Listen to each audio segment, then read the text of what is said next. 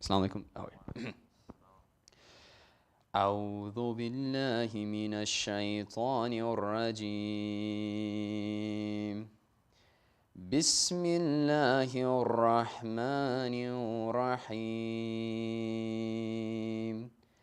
يسبح لله ما في السماوات وما في الأرض، له الملك وله الحمد وهو على كل شيء قدير.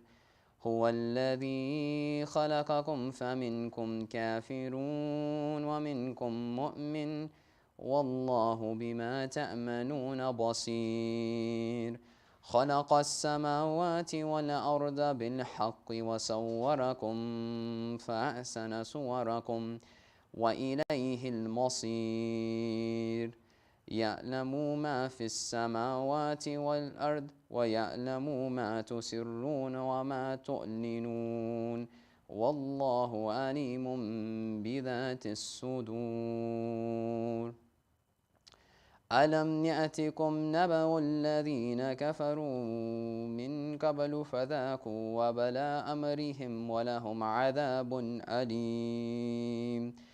ذلك بأنه كانت تأتيهم رسلهم بالبينات فقالوا أبشر يهدوننا فكفروا وتولوا واستغنى الله والله غني حميد. زعم الذين كفروا أن لن يبعثوا قل بلى وربي لتبعثن ثم لتنبؤن بما عملتم وذلك على الله يسير. فآمنوا بالله ورسوله والنور الذي أنزلنا والله بما تعملون خبير. يوم يجمعكم ليوم الجمع ذلك يوم التغابن ومن يؤمن بالله ويعمل صالحا يكفر عنه سيئاته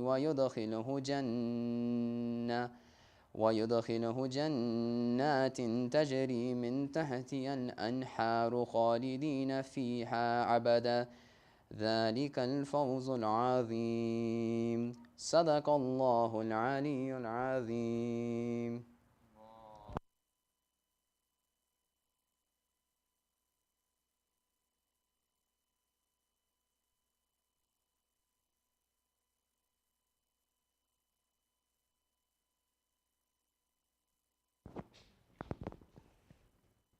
Jazakallah, brothers and there.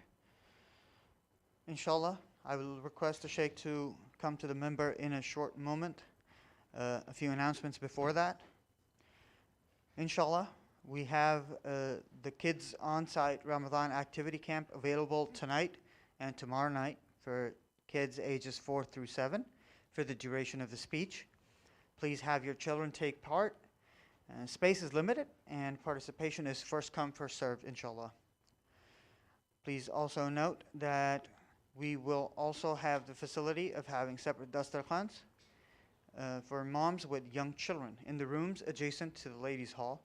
Please ask a volunteer closest to you to guide you there. There's a reminder for tonight. The Dallas Youth Group has arranged a group dynamics visit today at 10 p.m. and is open to brothers ages 15 and above. For those who are interested, please register. There are sisters lock-ins arranged by Dallas Youth Group and the Scouts 1499 troop. The DYG event is on the 16th of April, that's tomorrow night, and the Scouts 1499 lock-in for sisters is on the 30th of April, inshallah.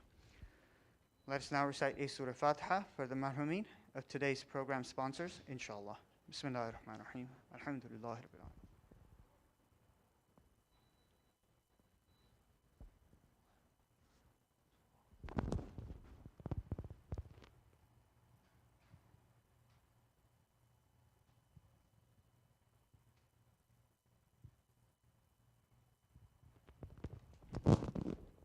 I would now like to request the Sheikh to please come to the member with a loud salawat.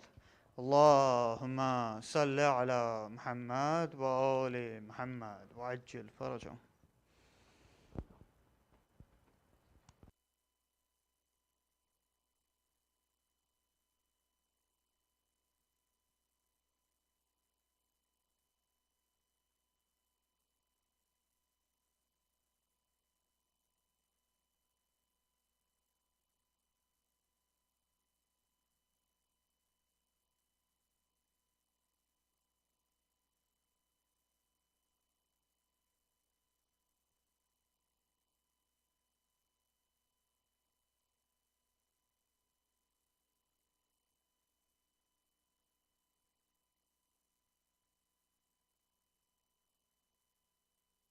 Thank you.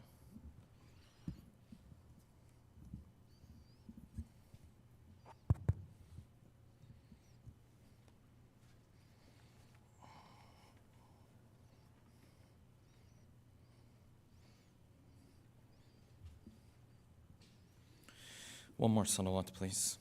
Allahumma salli ala Muhammad wa ali Muhammad. Ajil farajahum.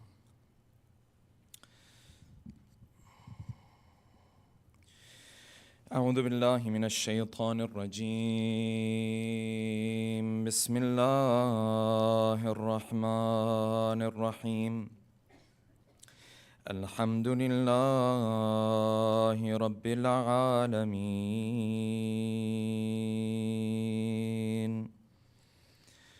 والصلاة والسلام على سيدنا ونبينا وحبيب قلوبنا وشفيع ذنوبنا وطبيب نفوسنا أبي القاسم محمد اللهم صل على محمد وآل محمد وعلى أهل بيته الطيبين الطاهرين واللعنة الدائم على أعدائهم أجمعين أما بعد فقد قال الله الحكيم في محكم كتابه الكريم أعوذ بالله من الشيطان الرجيم ومن الناس من يشري نفسه ابتغاء مرضات الله والله رؤوف بالعباد صدق الله العلي العظيم صلوات اللهم صل على محمد وعلى محمد. For the love of our beloved Prophet and his beloved progeny, please recite a second loud salawat. Allahumma salli ala Muhammad. For the hastening in the return of our beloved 12th Imam, a third final loud salawat. Allahumma salli ala Muhammad wa ali Muhammad. Yesterday we began discussing that critical moment and that critical stage in the spreading of the message of the Prophet, known as the time of the boycott of Bani Hashim. This was a very critical stage because it put the Muslims and the Prophet and his followers at a very disadvantageous situation and position. The narrations told us that the different tribes of Quraysh came together. They put this boycott agreement together, this boycott document together. And amongst the items and articles that they agreed to, and probably the most important of all, was that any sort of business transaction with the Muslims was not allowed anymore. You are not allowed to visit them. You are not allowed to interact with them. You are not allowed to marry from them or marry into them. You are not allowed to marry from their women. You are not allowed to have your women marry into their households. And this really isolated the family of the Prophet quite a bit. And because of that, Abu Talib, in order to create a support system for himself and for the Prophet, he gathered his tribe, this tribe of Bani Hashim, and they all gathered in this area known as Shi'b Abi Talib. And this continued for 3 years. And during this time, it was difficult for the Prophet to spread his message. It was difficult for the Prophet to even be able to get any food for his people. And every now and then, Hakim ibn Hizam, Ali ibn Abi Talib, others would go and they would be able to sneak in a little bit of food here or there. But at the end of the day, the starvation that Bani Hashim was going through was extremely difficult. And that's why the narrations say that they used to take one date and they used to divide this one date amongst themselves. Or the other companion used to say, I found some dead skin, I took it, I washed it, I made a little bit of something like a loaf of bread with it, and I used to consume that. This is what happens when you're extremely desperate. And this continued until a point where there was some internal disputes amongst Quraysh themselves, because at the end of the day, Bani Hashim, they were relatives. And at the end of the day, as much as you hated them, but because you have blood ties, they couldn't take this any longer. And after 3 years, their internal disputes came to a point where they sort of decided to drop the boycott. And of course, the final factor was the revelation that Allah subhanahu wa ta'ala sent to the Prophet and he shared with Abu Talib. And they opened this boycott agreement and document and found that it had all been consumed except for the part that had the name of Allah subhanahu wa ta'ala. This is where we ended our discussion. The Prophet went to certain tribes and started to speak to them to gain their protection, and they rejected. Tonight, inshallah, we'll continue with this discussion by posing the following questions. Number one, where was Ta'if located? And what was the city known for? Number two, what was the response from the people of Ta'if and from the elders of Ta'if when the Prophet went there to seek their protection to spread his message? Number three, what dua did the Prophet do in the city of Ta'if at the very height of his desperation, when he had no other options left? Number four, how did Islam slowly begin to spread within the city of Madinah? And what big lesson can we learn from that for our lives today? Number five, how did the first Imam react when the Prophet told him that he is to sleep in his place on the night of Hijrah? And number six, who was it who guided Quraysh towards this idea of taking the life of the Prophet in the particular way that they planned to do so on the night of Hijrah? Tonight, inshallah, we'll delve into these 6 questions with a loud salawat ala Muhammadin wa ali Muhammad. The Prophet, before he went even for Ta'if, and after Abu Talib and Khadija have already left this world, he went around to different tribes, starting to spread his message to them, hoping for them to give him protection so that under their protection, he could essentially spread his message. He was essentially looking for a home. He didn't have a home anymore because narrations say that Jibreel descended upon the Prophet and said, listen, Mecca is no longer your home. You can't stay here. You've lost everyone who was supporting you here. You have to now leave. So the Prophet is essentially looking for a tribe that will take him in, not just for himself, but a tribe that will give him protection so that he can spread the message of the Prophet. And because of this, as he is going around spreading his message to different tribes, these different tribes are rejecting him. And one of those cities and tribes that he thought of, that he could go and invite them to Islam and maybe get their protection in return, was the city of Ta'if, who hosted this famous tribe known as the Tribe of Thakif.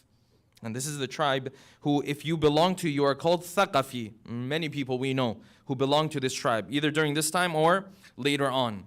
This tribe of Thaqif. So the narration says the Prophet went, some narrations say by himself, some they say with Ali ibn Abi Talib, they went to the city of Ta'if. The city of Ta'if is to the east of Mecca. It's roughly 50 miles away from Mecca. So you can imagine this is a long distance on foot. And the narration says the Prophet, from the time he left until he came back, was almost a month, 20-something days, almost a month, he is outside of Mecca to go and speak to the people of Ta'if. Ta'if, of course, was known for a number of reasons, mainly for the greenery that it had, the gardens that it had. And because of this, many of the people who lived in Mecca, in fact, owned gardens in Ta'if. So they were very closely related to one another. From an economic perspective, they were also closely tied to one another because everything that Ta'if produced from fruits, it was being sold where? It was being sold in Mecca. These are cities that are very close to each other compared to Medina, and that's really the main cities that you have in this Arabian Peninsula. So the Prophet is now going to go towards Ta'if, this city that's tied with Mecca economically, this city that hosts some of the biggest idols in the Arabian Peninsula. The idols that the Arab had at that time, there were many of them. Narrations say, some say up to 360 different idols they had. But some of them were the main idols. Some of them were the bigger idols. And Allah subhanahu wa ta'ala talks about these big idols. He says, أَفَرَأَيْتُمُ اللَّاتَ وَالْعُزَّى Lat and Uzza, وَمَنَاةَ الثَّالِثَةَ الْأُخْرَى, and Manat. These are some of the main ones. Hubal is another main one. And Lat, this famous idol of the Arab, was placed where? It was placed near Ta'if. So they were tied with Quraysh in a multitude of different ways. The Prophet starts to make his way towards Ta'if because he really has no other option at this point. This is the only option that he has. He starts to make his way towards Ta'if, and he is hosted by 3 of the elders of the city. They welcome him into their houses so that he can come and speak of this message that he has. And of course, at this point, they don't know exactly what he's trying to offer. It's just a guest. We'll have him and see what it is he wants to say. So the narration says the Prophet went into the house of these 3 elders. And he said, I've come to you to seek your protection. And that is because I'm a messenger of God. And that these idols, you cannot worship them, so on and so forth. These 3 elders reacted in the harshest way. These 3 elders of Ta'if, they looked to the Prophet, they said, listen, what you're saying is complete nonsense. And each of them gave their own response. One of them said, listen, he was mocking the Prophet. He said, listen, if you're the Prophet of God, I will go tear down the cloth that's covering the Kaaba. In other words, there's no way you're the messenger of God. you're making a fool of yourself. This is what one of them said. The other one said, no, we can't support you. We're going to reject you. The third one said, listen, I shouldn't even be speaking to you. I said, why? I said, because if you're a messenger of God, you shouldn't have to come and ask my help. God should just solve your problems. And if you're not a messenger of God and you're a liar, well, then I shouldn't be talking to you either. And all 3 of the elders of Ta'if essentially rejected the message of the Prophet. And not only that, as the Prophet was now heading out of the city, now towards the outskirts, what these elders came to do is that they asked the children, the slaves, to come and throw rocks and stones at the Prophet. And so the narration says the Prophet, that was one of the days that he was wounded and that he was bleeding that day. And some narrations say Ali ibn Abi Talib was there with him trying to prevent these children and these slaves from doing such a thing. You can imagine the desperation that the Prophet has in this moment. Why? Because everyone has now rejected him. I mean, what other options are left? There's no other options left. Everyone has rejected the Prophet. The narration says, at this point, he went and sat in the shade of one of the grapevines that was there. He sat there in the shade. And then he raised his hand and he did a dua. And Shia and Sunni have narrated this dua. And it is an extremely beautiful dua. Because it shows how desperate the Prophet is. At the same time, it puts things into perspective. He raised his hands. He said, Allahumma inni ashku ilayka dha'fa quwwati. Oh Allah, I complain to you from how weak I am. Wa qillata hilati, and how little options I have left. I have no options left. Wa hawani ala nas, and how lightly people take me. I go to people, I ask them for help. They just brush me off as if it's nothing. Wa hawani ala nas. He continued, Ya arhamar rahimin, oh the most merciful one. Ila man takiluni. Who are you leaving me to? You're leaving my affairs to who? There's nobody else out there. Ila aduwin, you're going to leave my affairs to an enemy. Yatahajjamuni, he's going to take everything I have. Am ila qaribin malaktahu amri, or you're going to leave it to my relatives, and my relatives, you can see who they are. I go to my relatives, they reject me. I go to the strangers, they reject me. I have nowhere to go. And then this is what the Prophet said in the dua that puts things into perspective.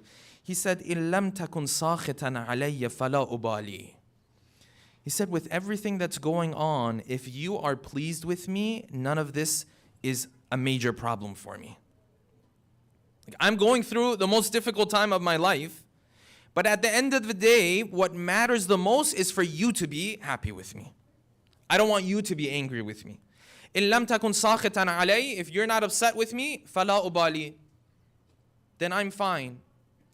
But while you are happy with me, if you could shower me with your blessings. See the perspective the Prophet took? The Prophet never had the situation where he would just get upset at God. It's like, enough is enough. You have all these blessings. If you want to help me, you can, but you're not doing it. No, he always used to say, put things into perspective. The most thing that matters the most is you being happy with me. But if you're happy with me and you shower me with your blessings, this is even better for me. That's what I'm looking for.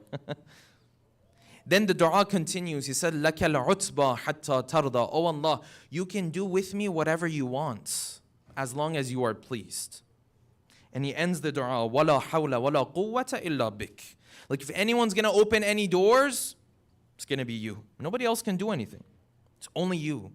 This is at the height of the desperation of the Prophet. Where is he going to go? Who's going to accept this message? It almost seems as though no one is interested at all.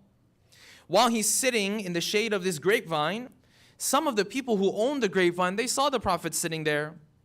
Maybe they felt sorry. Maybe there were other reasons. Maybe they just wanted to welcome their guest.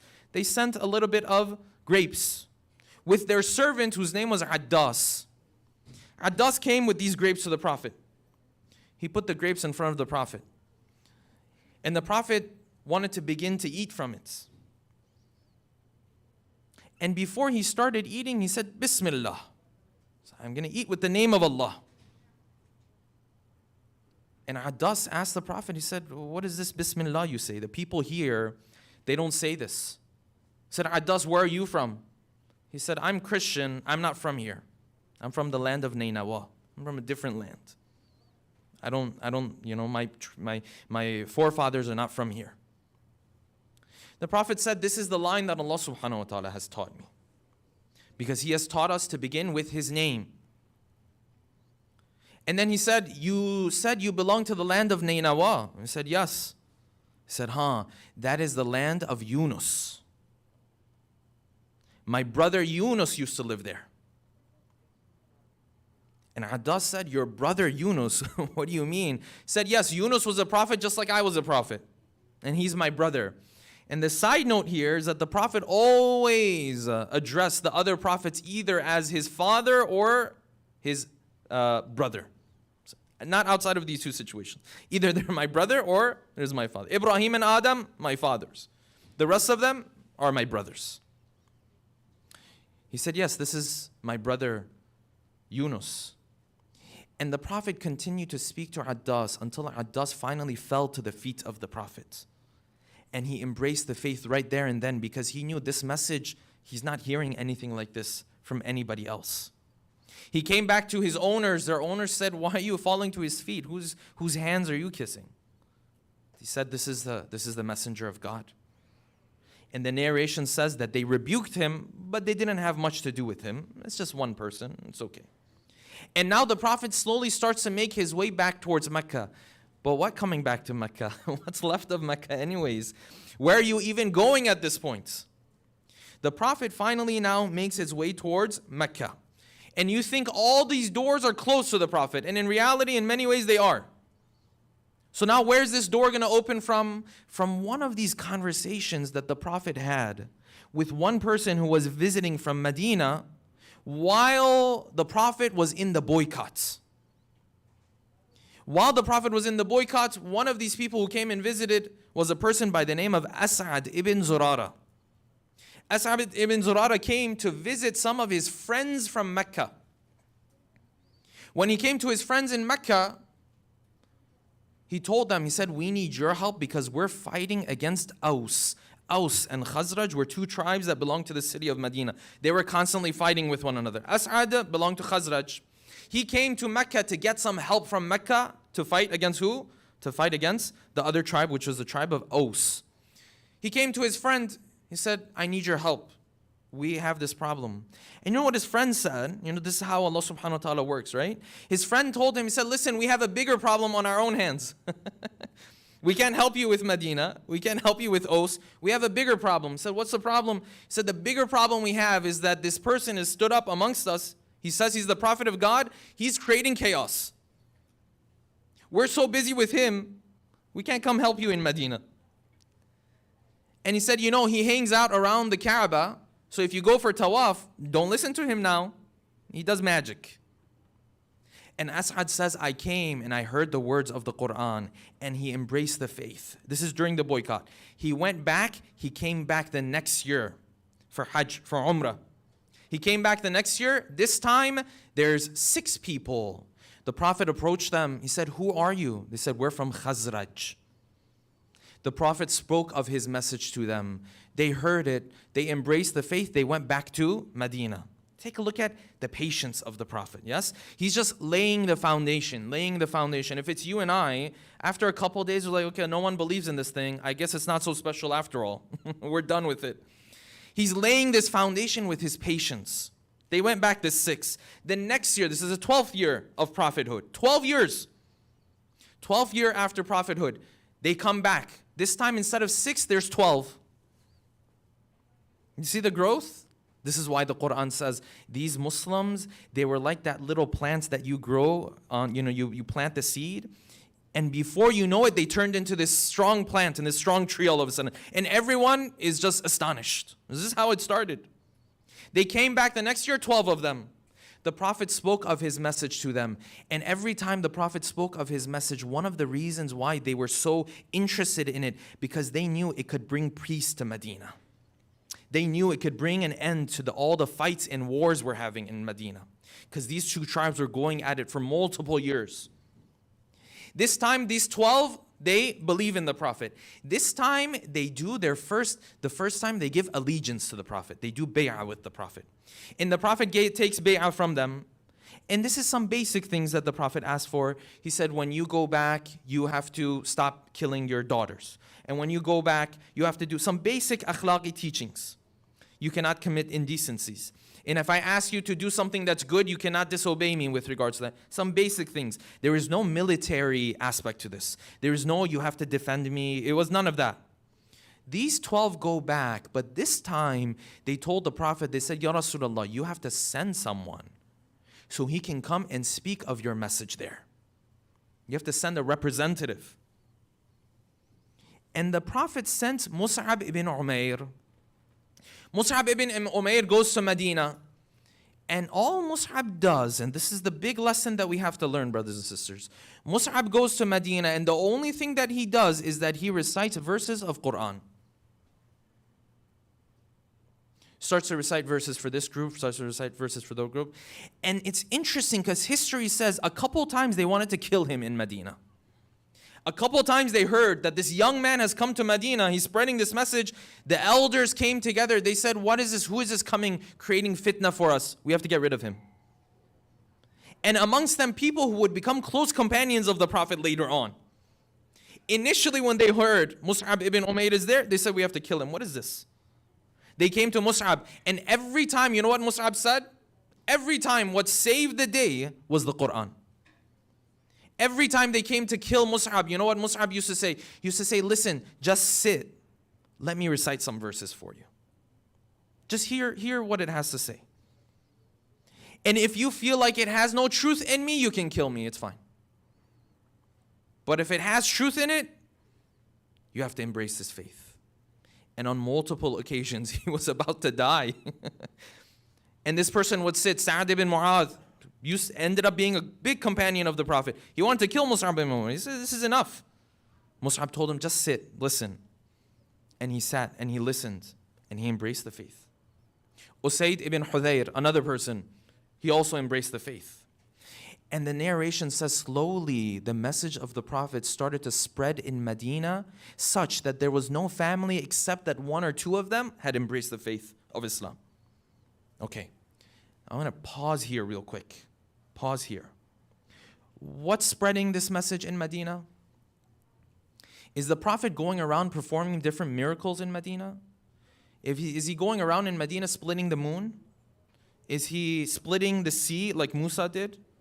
Is he curing the blind like Isa did? Is he doing any of these things? Why are people in Medina even interested in this religion and this faith? How come they're just embracing this faith? The Prophet's not even there. They haven't even seen, many of them, the Prophet. But the reason why they're embracing this faith is because they hear verses and a book that a human being cannot put together. This is what spread Islam in Medina. It wasn't that the Prophet came to Medina and people saw miracles and this and that. No, his miracle was his book. And this is why the Prophet is quoted to have said that it was the Quran that opened the gates of Medina for me. فُتِحَتِ الْمَدِينَةُ بِالْقُرْآنِ. What is Mus'ab doing? Is he performing miracles? No. He's reciting the verses of the Quran. And up to this day, and for the time that this earth will be there, this is the message of the Prophet. And this is the miracle of the Prophet. And if you and I every now and then have doubts, and we sit there and we say, is this really the book of God? And is this really the faith I'm supposed to be following? And is this really the truth that I'm supposed to be living my life by? If you're having those doubts, that means you have not been exposed to the Quran enough. That means you need to spend more time with the Quran. Because when you spend time with the Quran, you realize this, a human being cannot put this together.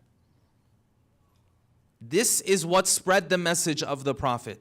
There's a lot of things that help the message of the Prophet, the akhlaq of the Prophet, the trustworthiness of the Prophet, all of this kind of stuff.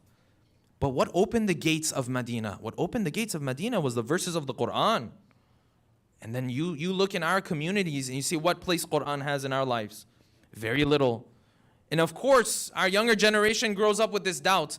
You know, well, maybe this is what we have to follow. Maybe that's what I have to. And how do I know if he's really a prophet? And, you know, maybe they changed some things in history. And these are all valid questions, by the way. The problem is the answer is right there in front of you.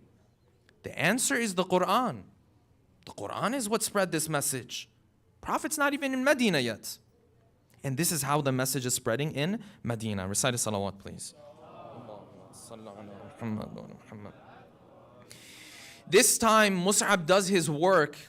This time there's 500 people who come for Hajj, but not all of them are Muslim. At this point 70, 80 are now Muslim. It's part of this bigger group who's coming from Medina. This is the 13th year now after Hijrah. They come. This time the Prophet is going to do a firmer bay'ah with them. This time he's going to take a firmer oath from them. That's not just going to include the basics of being a good person. It's also going to include protection. Because now the Prophet knows he has to make his way out of Mecca. So he needs protection from these people so that he can actually move there. So this time these 70 come, they land in this area known as Aqaba. And during nighttime, the Prophet sends them messages that during nighttime, one by one, you leave your places of sleep. You come behind these mountains and we are going to have this bay'ah and this allegiance. So the narration says in the middle of the night, slowly they left one by one by one. And the Prophet told them that whoever is asleep, don't wake him up. Because this is the utmost level of secrecy. So if they find out who's doing all of this, that's it. You're over. They all come, they gather one by one. The narration says Ali ibn Abi Talib, Hamza, the uncle of the Prophet, they were standing guard. They came to the Prophet. When they came to the Prophet told them, he said, if you give me protection and I can come, well then I can promise you that you will have a place in heaven. This is the promise that the Prophet used to give to people. And before they could do the bay'ah, one of the Ansar got up, one of the people from Medina got up. He said, listen, you all have to understand what you're doing right now. He said, if any of you puts his hand out to give bay'ah, to give allegiance, understand that you're going to war against black and white. What he meant was, every single person out there in this peninsula is going to be an enemy of yours at this point. Because if you give allegiance now to Muhammad, that means that that's a problem. Recite a salawat. They said enough talking. This was the contribution of the Ansar to Islam. We're all in debt to these individuals. They said enough talking. Tell the Prophet to put his hand out. We want to give this bay'ah to him. And we will protect him like we protect our own families. Side note, they never said that they would go to war for the Prophet. They said if anyone attacked, they would protect the Prophet. When we discuss the Battle of Badr, that detail is going to be important. They give bay'ah, and the narration says there were also women amongst them, but the Prophet never shook hands with the women. He gave bay'ah. Some narrations say they put their hands in a basket of water.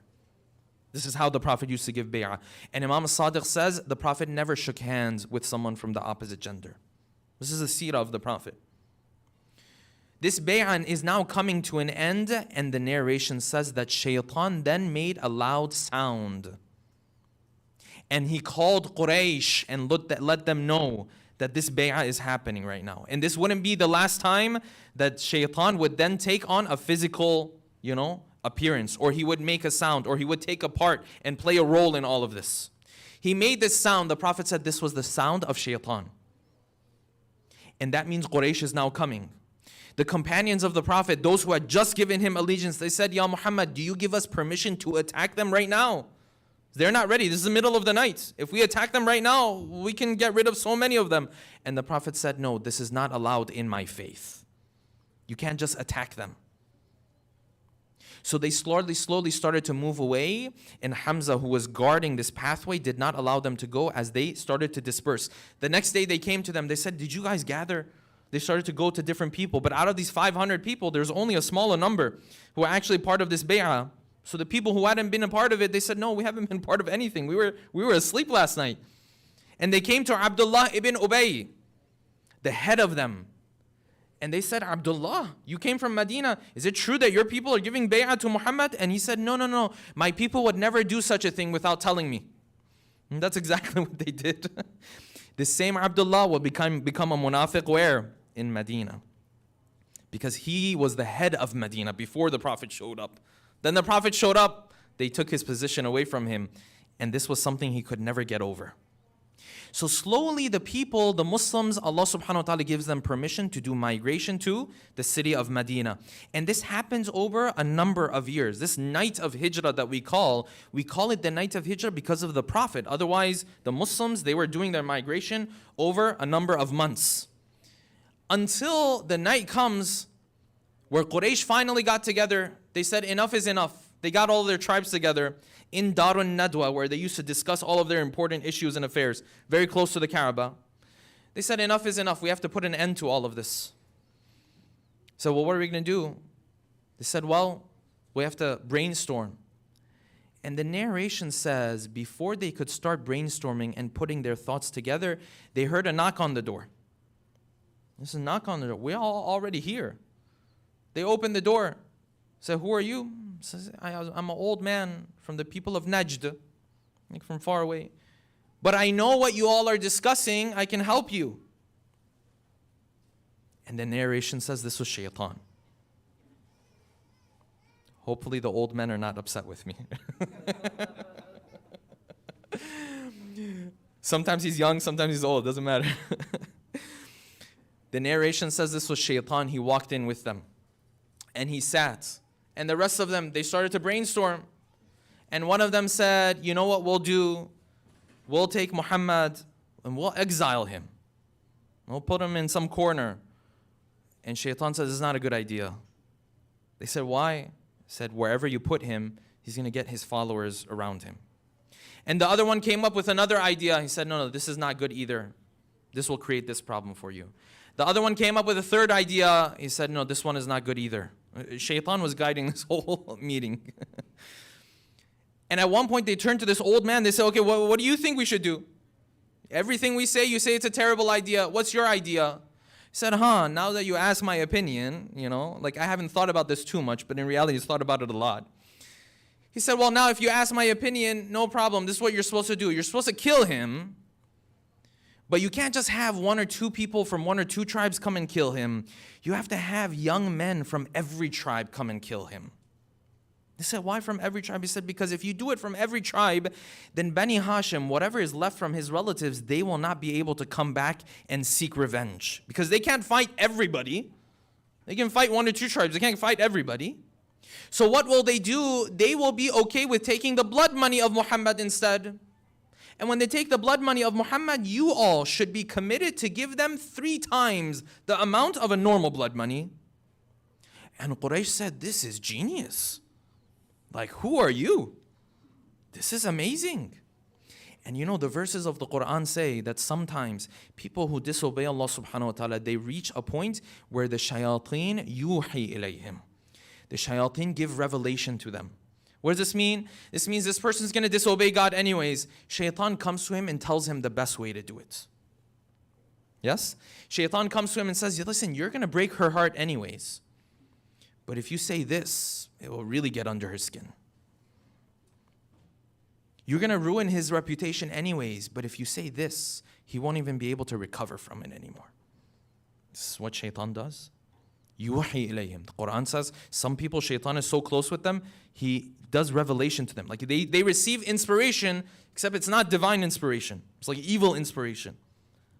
Quraysh was guided by Shaitan. And this wouldn't be the last time that Shaitan would visit Quraysh. The Battle of Badr, he's going to show up again.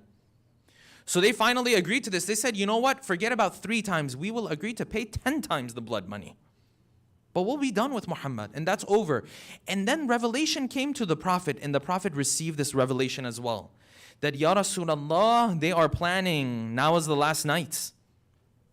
And this is where the Prophet then came to none but the first Imam, Ali ibn Abi Talib, salawatullahi wa salamu. Allahumma salli ala Muhammad wa ali Muhammad. The narration says he came to Ali ibn Abi Talib. And he said, Ya Ali, I have been given revelation that they are going to come to take my life tonight. And Allah subhanahu wa ta'ala has ordered for you to sleep in my place. And the narration says that Ali raised his head, رَفَعَ رَأْسَهُ, and he looked in the eyes of the Prophet. And he said, order me to do whatever you like. Whatever you order, I'm going to take care of it. فِدَاكَ سَمْعِي وَبَصَرِي وَفُؤَادُ قَلْبِي. He said, may I be your ransom? You just tell me what I need to do for you. This was that relationship that Ali had with the Prophet.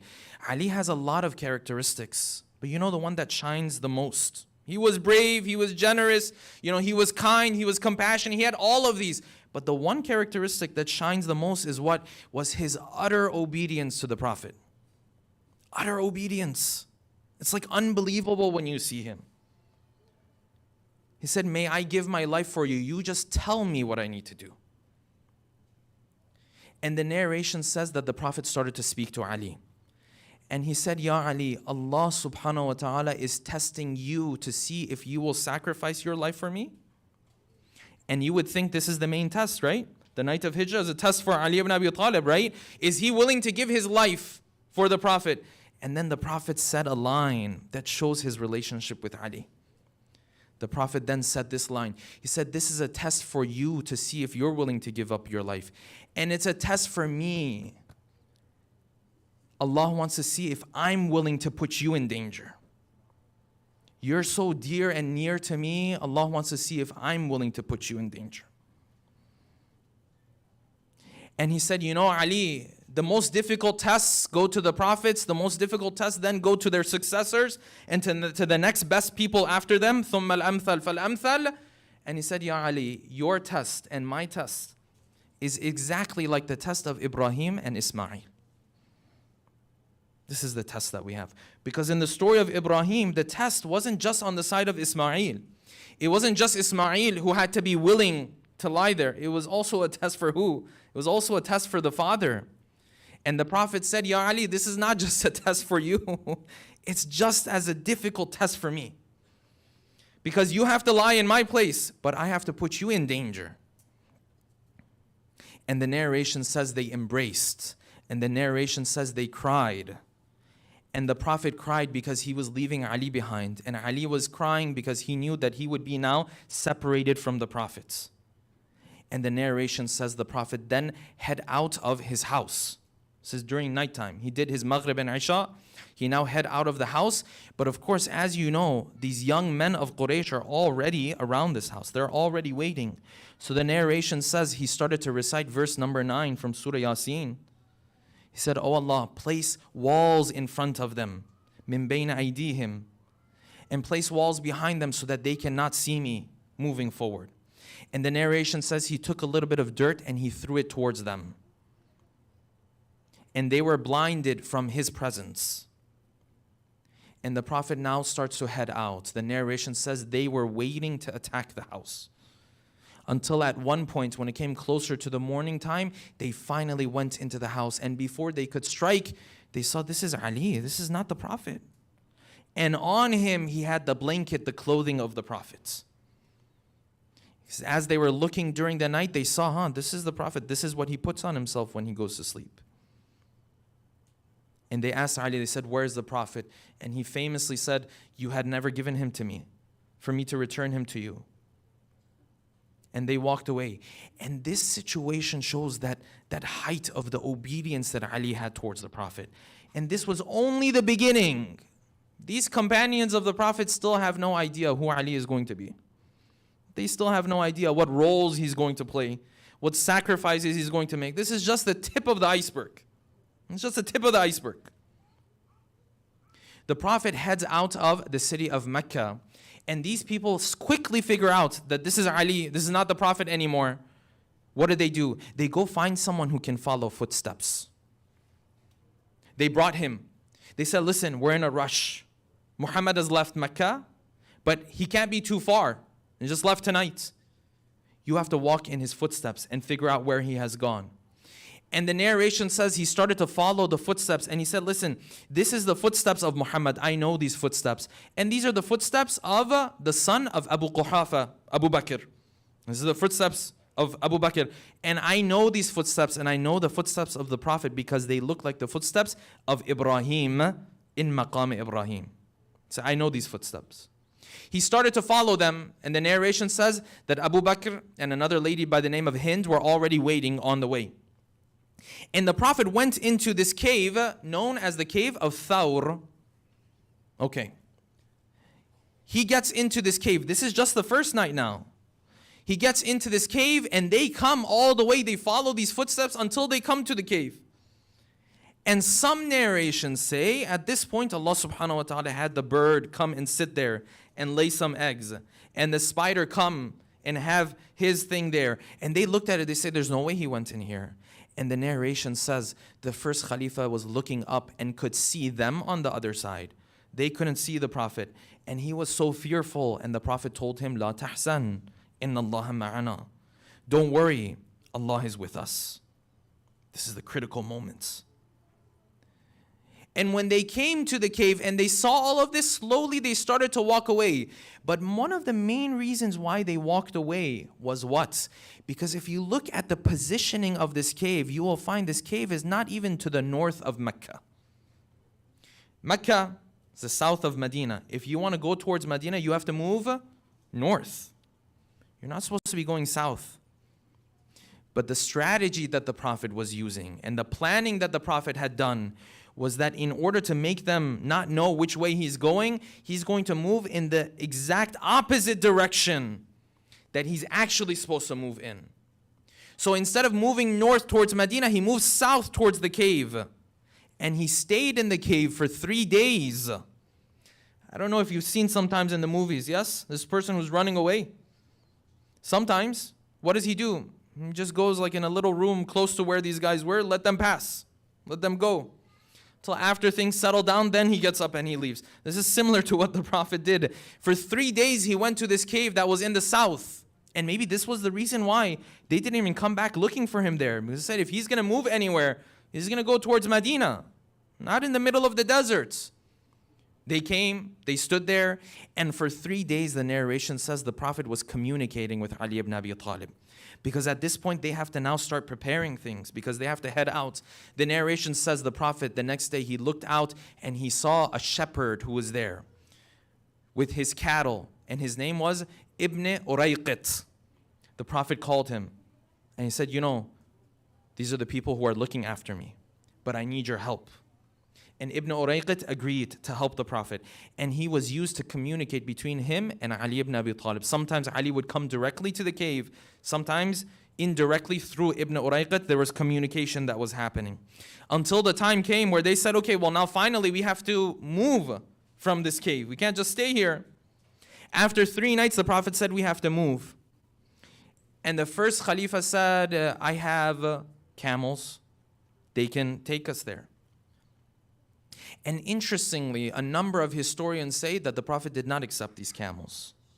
He said, I will only take these camels if I pay for them. What is the wisdom behind this and what is the meaning behind this is a separate discussion. But he said, I will not take these. I have to pay for them. And he told Ali ibn Abi Talib to pay for them. And these camels were brought and they were prepared. And now these camels are prepared for 3 people, for the Prophet and Abu Bakr, and this person who's going to walk with the Prophet is also going to be like a guide for the Prophet. Because this route that the Prophet is going to take towards Medina is not through the highway. If you go through the highway, if you look at the route, it's a very obscure route. Like historians have tried to put together the route back in, put it back together. It's a very obscure route. Very, very little did they get on the main path to Medina. So everything is prepared. The Prophet is about to head out. And this is the lesson for you and I. The Prophet is about to head out. You think, okay, you escaped with your life. There's no more stopping here. There's no more waiting here. You just have to get to Medina alive. And that's it. But the Prophet had one more thing he had to take care of. What is that? His relatives are still there. That's one thing. But he had something in some ways even more important. What? The Prophet told Ali, he said, as I leave, I'm going to leave behind the things that people have entrusted me with. The amanat of people. As I leave, you have to take them and you have to return them to people. And the irony in Quraysh trying to kill this man, but still trusting him enough that when they wanted to leave the city, they would leave their stuff with him. This is the trustworthiness of the Prophet. This is that character that shines. He wants to head out. He wants to go, and he will go. But he told Ali, these are people who don't believe in me, but they've given amanah to me.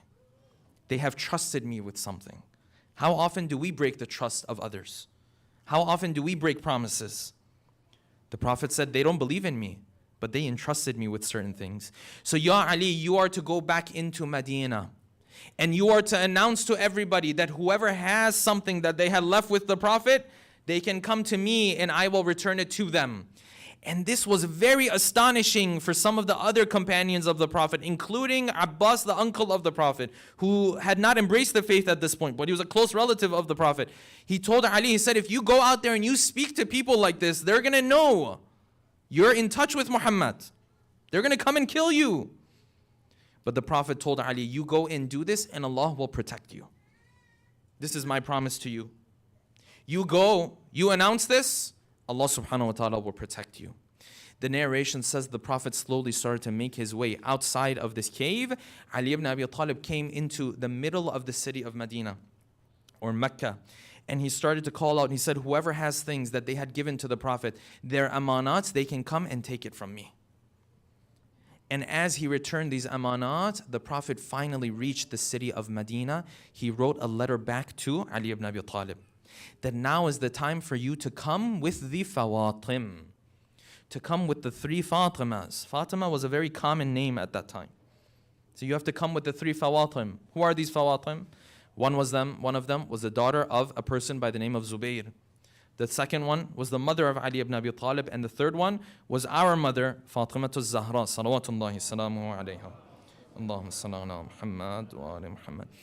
Ali then is going to head out of the city of Mecca and take these fawatim to Medina. That, inshallah, we'll continue with tomorrow night. Let us take a moment to recite Surah Al-Fatiha for all of our marhumin and marhumat, especially the marhumin and marhumat of the sponsors of tonight's program from our community, as well as the St. Louis community, with a loud salawat ala Muhammadin wa ali Muhammad. Allahumma salli ala Muhammad.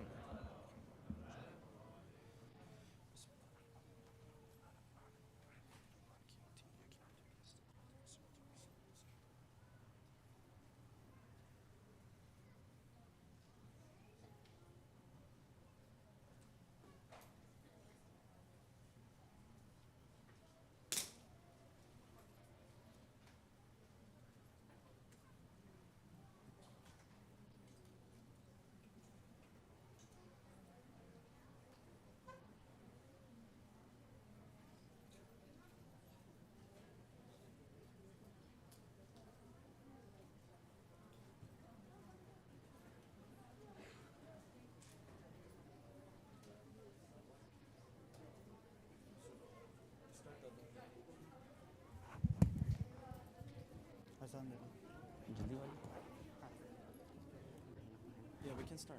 5 minutes is all right. إن الله وملائكته يصلون على النبي يا أيها الذين آمنوا صلوا عليه وسلموا تسليما اللهم صل على محمد وآل محمد سبحان الله والحمد لله ولا إله إلا الله والله أكبر الله أكبر الله أكبر الله أكبر الله أكبر أشهد أن لا إله إلا الله أشهد أن لا إله إلا الله أشهد أن محمد رسول الله اللهم صل على محمد وآل محمد أشهد أن محمد رسول الله اللهم صل على محمد وآل محمد أشهد أن عليا ولي الله اللهم صل على محمد وآل محمد أشهد أن عليا حجة الله اللهم صل على محمد وآل محمد حي على الصلاة حي على الصلاة حي على الفلاح حي على الفلاح حي على خير العمل حي على خير العمل الله أكبر الله أكبر لا إله إلا الله لا إله إلا الله اللهم صل على محمد وعلى محمد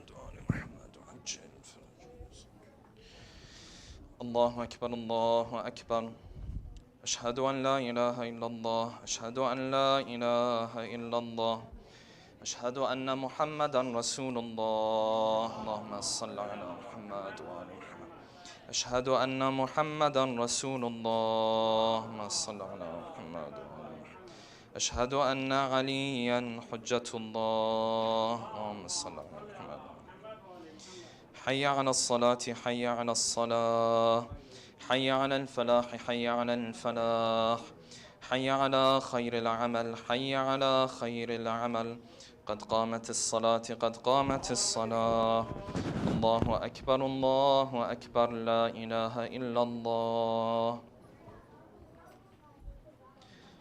الله أكبر بسم الله الرحمن الرحيم الحمد لله رب العالمين الرحمن الرحيم مالك يوم الدين إياك نعبد وإياك نستعين اهدنا الصراط المستقيم صراط الذين أنعمت عليهم غير المغضوب عليهم ولا الضالين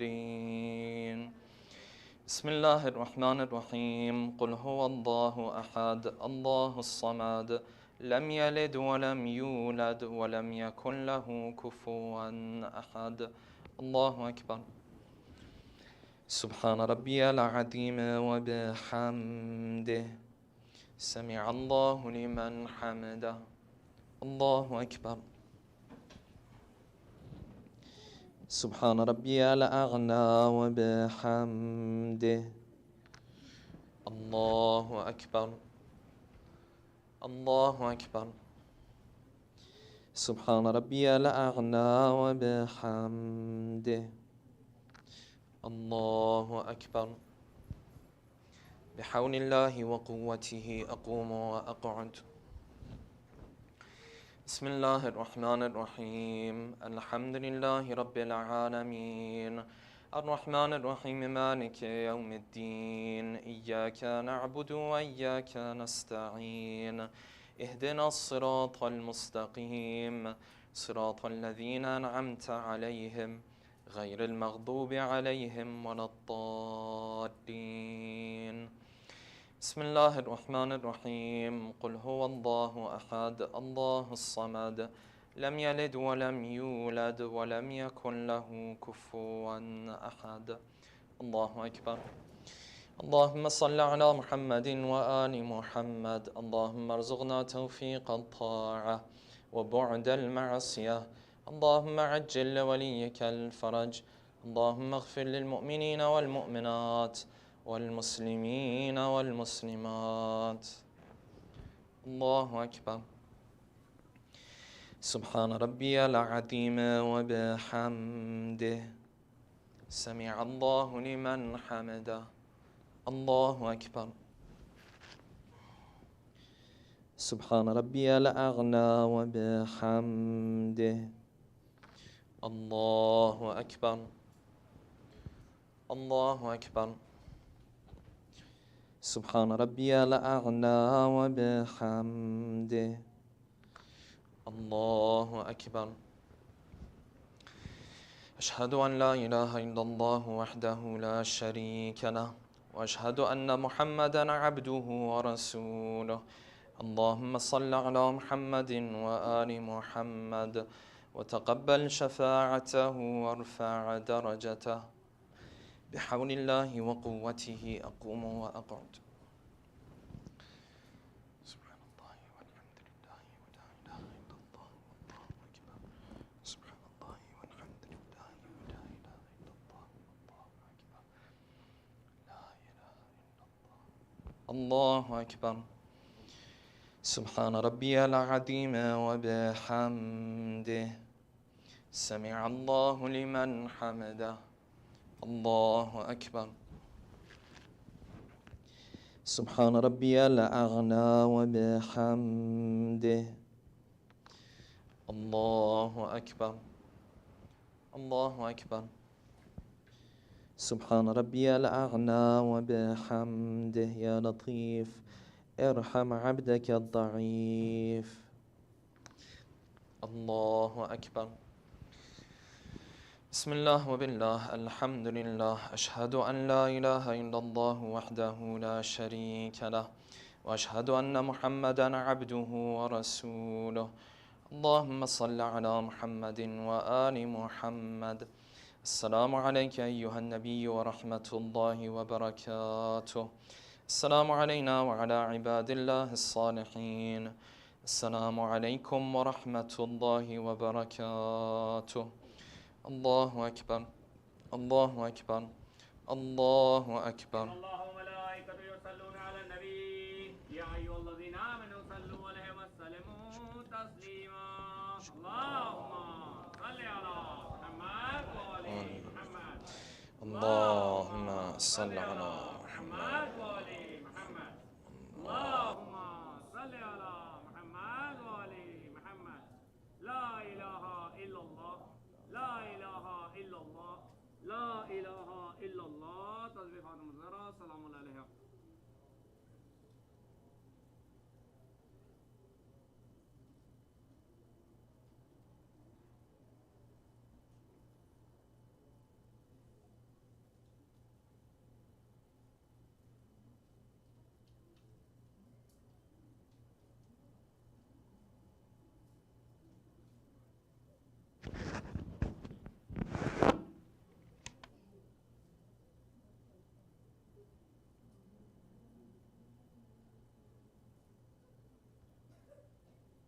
الله الرحمن الرحيم.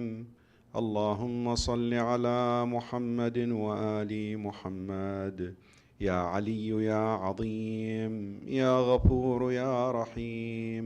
أنت الرب العظيم الذي ليس كمثله شيء وهو السميع البصير. وهذا شهر عظمته وكرمته وشرفته وفضلته على الشهور، وهو الشهر الذي فرضت صيامه علي، وهو شهر رمضان الذي أنزلت فيه القرآن هدى للناس وبينات من الهدى والفرقان، وجعلت فيه ليلة القدر وجعلتها خيرا من 1000 شهر. فيا ذا المن ولا يمن عليك، من علي بفكاك رقبتي من النار في من تمن علي، وادخلني الجنة برحمتك يا أرحم الراحمين. وصلى اللهم على سيدنا محمد وعلى آله الطيبين الطاهرين. اللهم صل على محمد وآل محمد.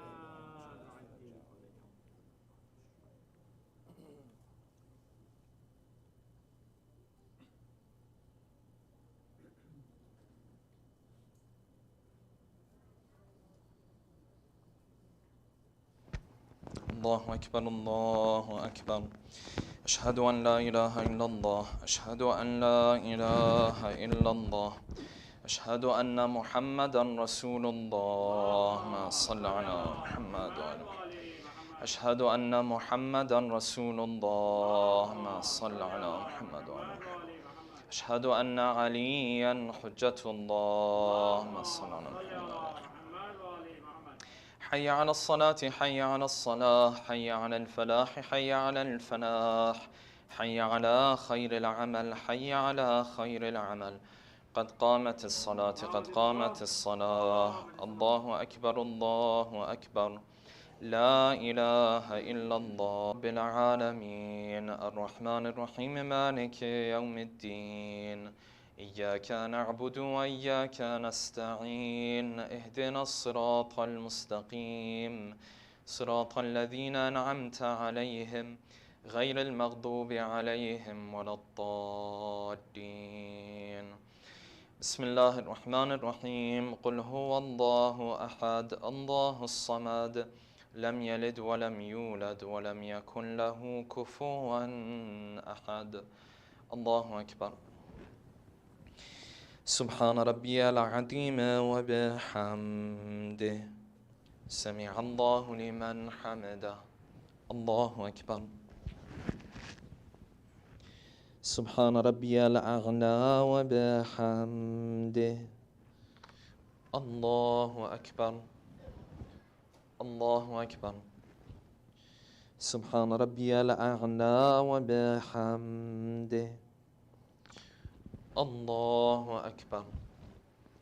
بحول الله وقوته أقوم وأقعد. بسم الله الرحمن الرحيم. الحمد لله رب العالمين الرحمن الرحيم مالك يوم الدين. إياك نعبد وإياك نستعين. اهدنا الصراط المستقيم، صراط الذين أنعمت عليهم غير المغضوب عليهم ولا الضالين.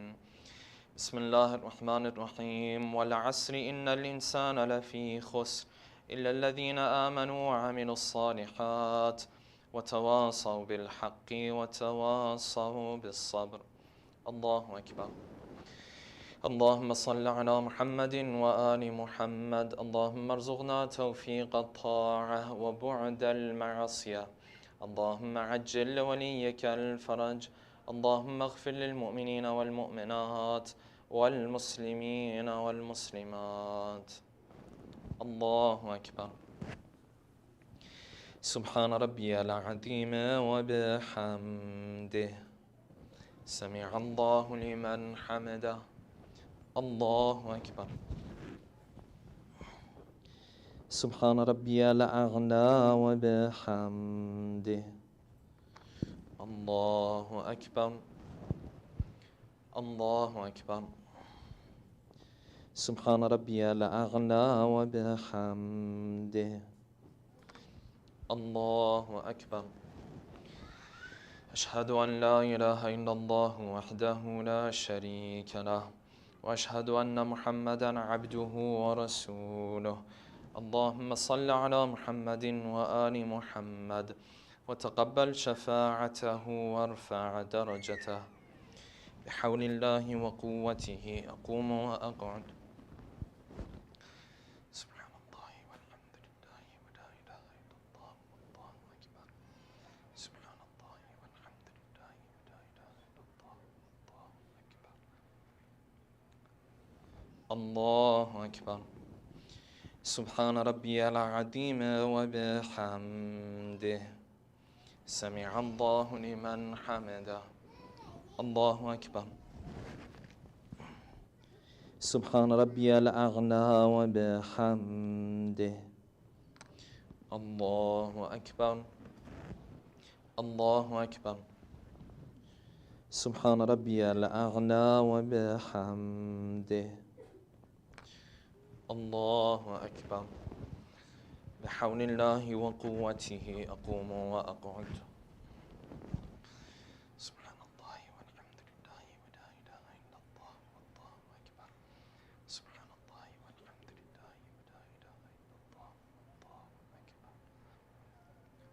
الله أكبر.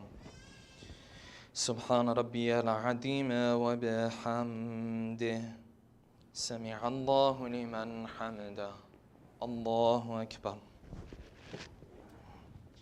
سبحان ربي الأعلى وبحمده يا لطيف ارحم عبدك الضعيف. الله أكبر.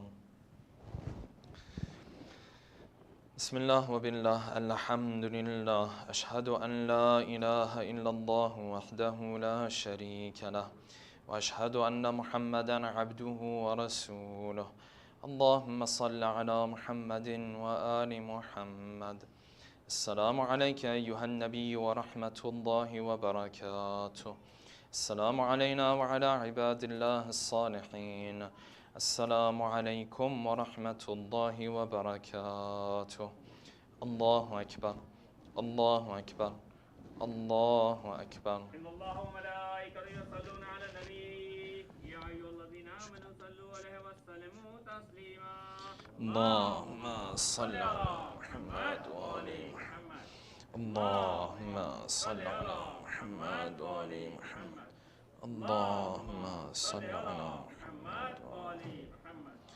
لا إله إلا الله لا إله إلا الله لا إله إلا الله صدق المنذر سلام عليكم.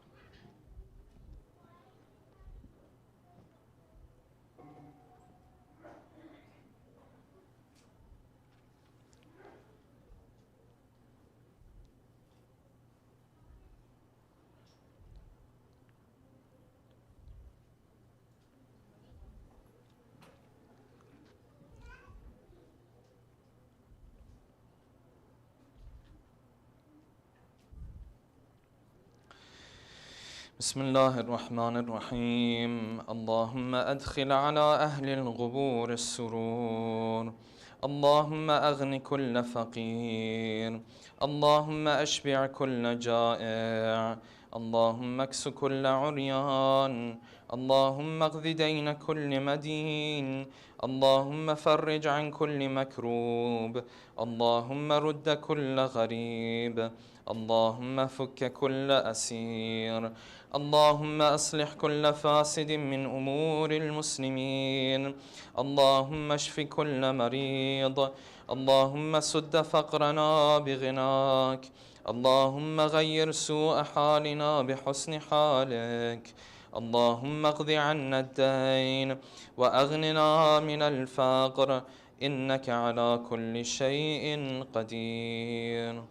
اللهم صل على محمد عجل فرج.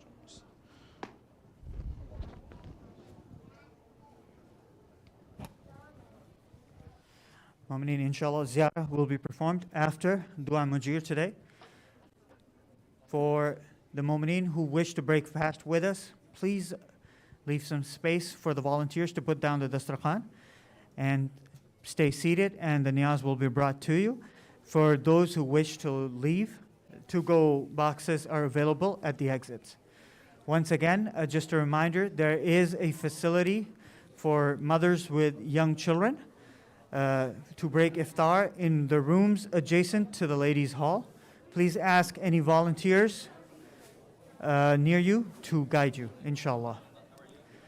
We will, inshallah, reconvene for Dua Mujir tonight at 9:10 p.m. Bar Muhammad wa ali Muhammad salawat. Allahumma salli ala Muhammad wa ali Muhammad wa ajjal farjahum.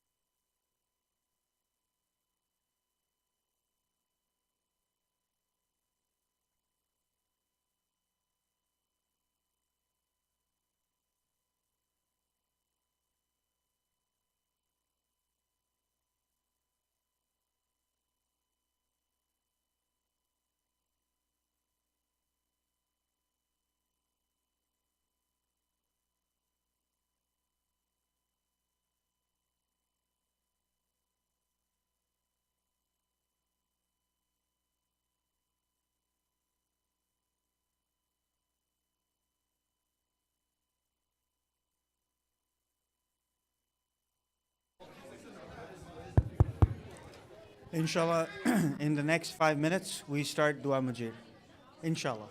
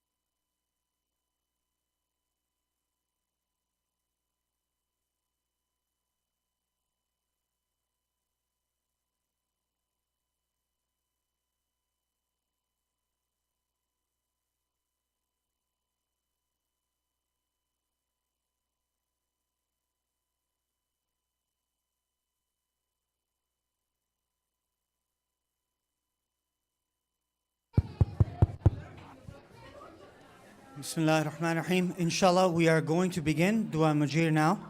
Let us all please settle down and settle in so that we can all enjoy and take blessing from this dua, inshallah.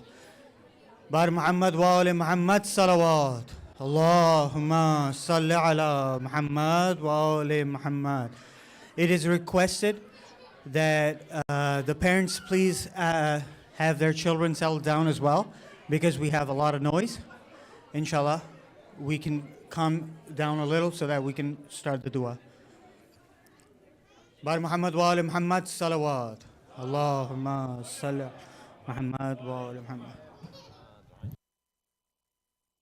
Thank you very much.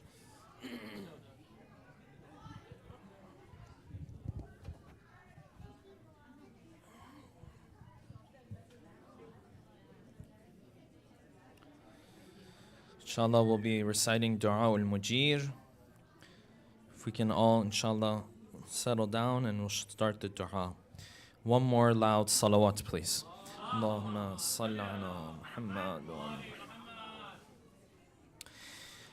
اللهم صل على محمد وآل محمد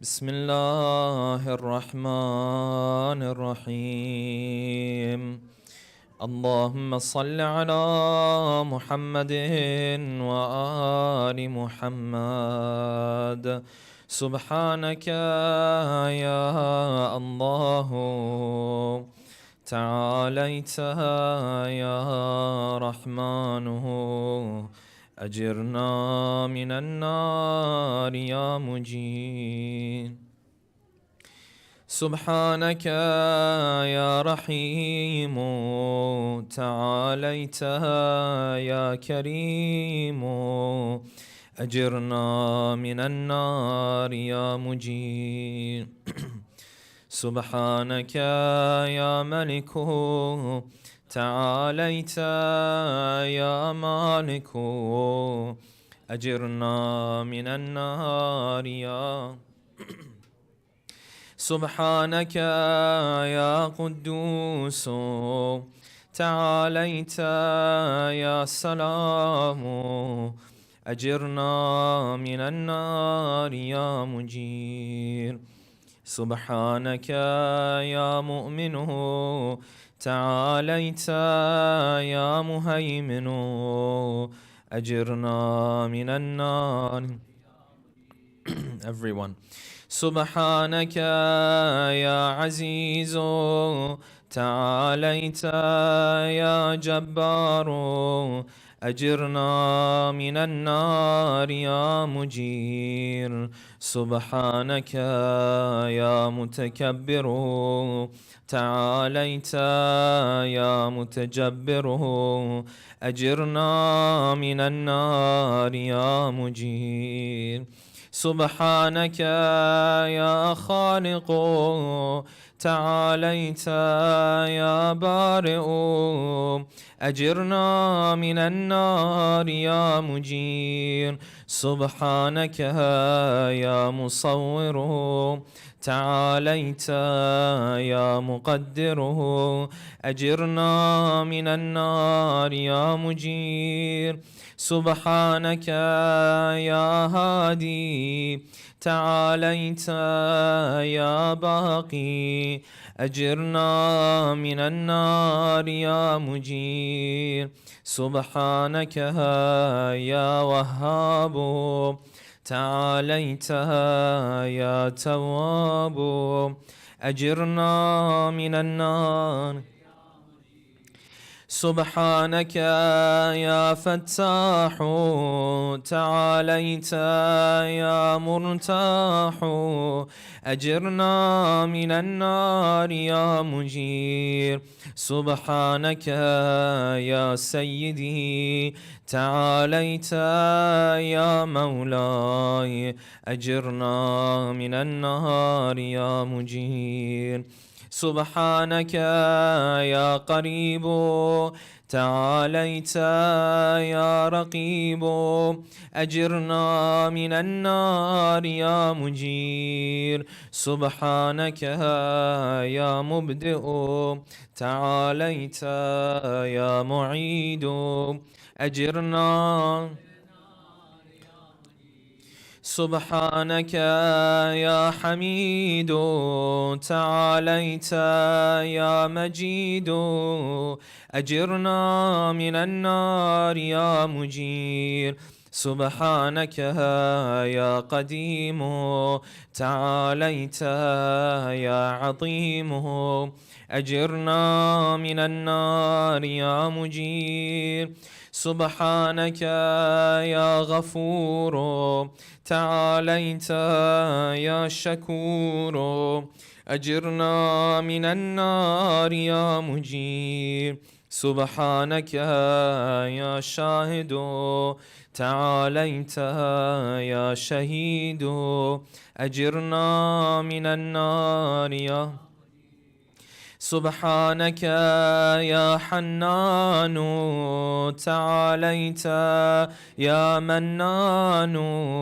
أجرنا من النار يا مجير سبحانك يا باعث تعاليت يا وارث أجرنا من النار يا مجير سبحانك يا محيي تعاليت يا مميت أجرنا من النار يا مجير سبحانك يا شفيق تعاليت يا رفيق أجرنا من النار سبحانك يا أنيس تعاليت يا مونس أجرنا من النار سبحانك يا جليل تعاليت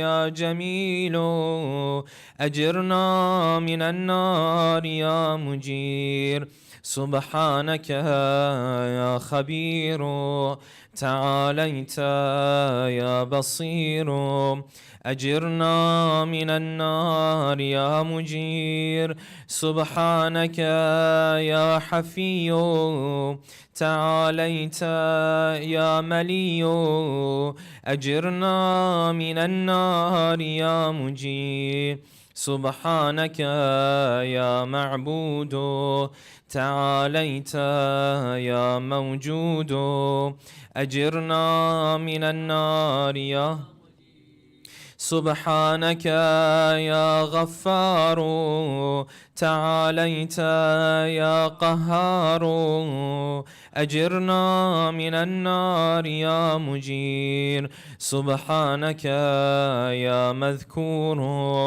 تعاليت يا مشكور أجرنا من النار يا مجير سبحانك يا جواد تعاليت يا معاذ أجرنا من النار يا مجير سبحانك يا جمال تعاليت يا جلال أجرنا من النار يا سبحانك يا سابق تعاليت يا رازق أجرنا من النار يا مجير سبحانك يا صادق تعاليت يا فالق أجرنا من النار يا مجير سبحانك يا سميع تعاليت يا سريع أجرنا من النار يا مجير سبحانك يا رفيع تعاليت يا بديع أجرنا من النار يا مجير سبحانك يا فعال تعاليت يا متعال أجرنا من النار سبحانك يا قاضي تعاليت يا راضي أجرنا من النار يا مجير سبحانك يا قاهر تعاليت يا طاهر أجرنا من النار يا مجير سبحانك يا عالم تعاليت يا حاكم أجرنا من النار يا مجير سبحانك يا دائم تعاليت يا قائم أجرنا من النار يا سبحانك يا عاصم تعاليت يا قاسم أجرنا من النار يا مجيب سبحانك يا غني تعاليت يا مغني أجرنا من النار يا مجير سبحانك يا وفي تعاليت يا قوي أجرنا من النار يا مجير سبحانك يا كافي تعاليت يا شافي أجرنا من النار يا مجير سبحانك يا مقدم تعاليت يا مؤخر أجرنا من النار يا مجير سبحانك يا أول تعاليت يا آخر أجرنا من النار يا سبحانك يا ظاهر تعاليت يا باطن أجرنا من النار يا مجير سبحانك يا رجاء تعاليت يا مرتجى أجرنا من النار يا مجيب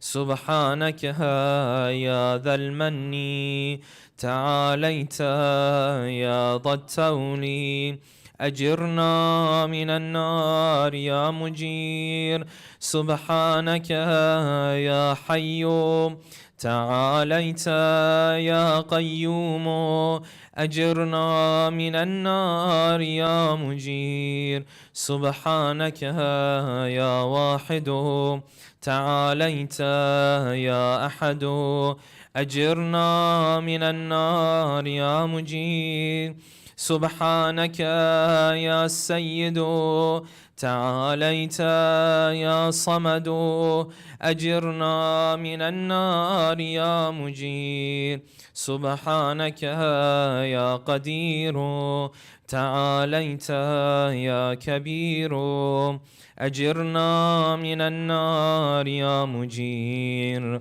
سبحانك يا ولي تعاليت يا عالي أجرنا من النار يا سبحانك يا علي تعاليت يا أعلى أجرنا من النار يا مجير سبحانك يا ولي تعاليت يا مولى أجرنا من النار يا مجير سبحانك يا ضارئ تعاليت يا بارئ أجرنا من النار يا مجير سبحانك يا خافض تعاليت يا رافع أجرنا من النار يا سبحانك يا مقسط تعاليت يا جامع أجرنا من النار يا مجير سبحانك يا معز تعاليت يا مذل أجرنا من النار يا مجير سبحانك يا حافظ تعاليت يا حفيظ أجرنا من النار سبحانك يا قادر تعاليت يا مقتدر أجرنا من النار يا مجير سبحانك يا عليم تعاليت يا حليم أجرنا من النار يا مجير سبحانك يا حكم تعاليت يا حكيم أجرنا من النار يا مجير سبحانك يا معتي تعاليت يا مانع أجرنا من النار سبحانك يا ضار تعاليت يا نافع أجرنا من النار يا مجير سبحانك يا مجيب تعاليت يا حسيب أجرنا من النار يا مجير سبحانك يا عادل تعاليت يا فاصل أجرنا من النار يا مجير سبحانك يا لطيف تعاليت يا شريف أجرنا من النار يا مجير سبحانك يا رب تعاليت يا حق أجرنا من النار يا مجير سبحانك يا ماجد تعاليت يا واجد أجرنا من النار سبحانك يا عفو تعاليت يا منتقم أجرنا من النار يا مجير سبحانك يا واسع تعاليت يا موسع أجرنا من النار يا مجير سبحانك يا رؤوف تعاليت يا عطوف أجرنا من النار يا مجير سبحانك يا فرد تعاليت يا وتر أجرنا من النار يا مجير سبحانك يا مقيت تعاليت يا محيط أجرنا من النار يا مجير سبحانك يا وكيل تعاليت يا عدل أجرنا من النار يا مجير سبحانك يا مبين تعاليت يا متين أجرنا من النار يا مجير سبحانك يا بر تعاليت يا ودود أجرنا من النار يا مجير سبحانك يا رشيد تعاليت يا مرشد أجرنا من النار يا مجير سبحانك يا نور تعاليت يا منور أجرنا من النار يا مجير سبحانك يا نصير تعاليت يا ناصر أجرنا من النار يا سبحانك يا صبور تعاليت يا صابر أجرنا من النار يا مجير سبحانك يا محسي تعاليت يا منشي أجرنا من النار يا مجير سبحانك يا سبحان تعاليت يا ديان أجرنا من النهار يا مجير سبحانك يا مغيث تعاليت يا غياث أجرنا من النهار سبحانك يا فاطر تعاليت يا حاضر أجرنا من النار يا مجير سبحانك يا ذا العز والجمال تباركت يا ذا الجبروت والجلال سبحانك لا إله إلا أنت سبحانك إني كنت من الظالمين فاستجبنا له ونجيناه من الغم وكذلك ننجي المؤمنين وصلى الله على سيدنا محمد وآله أجمعين والحمد لله رب العالمين وحسبنا الله ونعم الوكيل ولا حول ولا قوة إلا بالله العلي العظيم.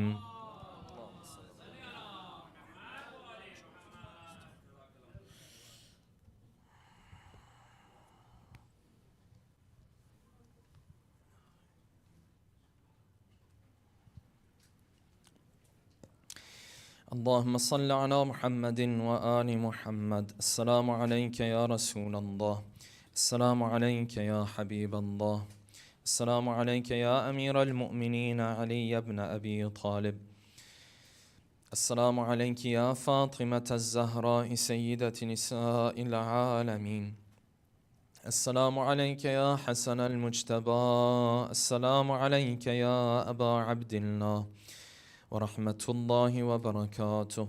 السلام على 9 المعصومين من ذرية الحسين. السلام عليك يا صاحب العصر والزمان. السلام عليك يا خليفة الرحمن. السلام عليك يا إمام الإنس والجان ورحمة الله وبركاته. السلام عليكم يا أهل بيت النبوة جميعا ورحمة الله وبركاته.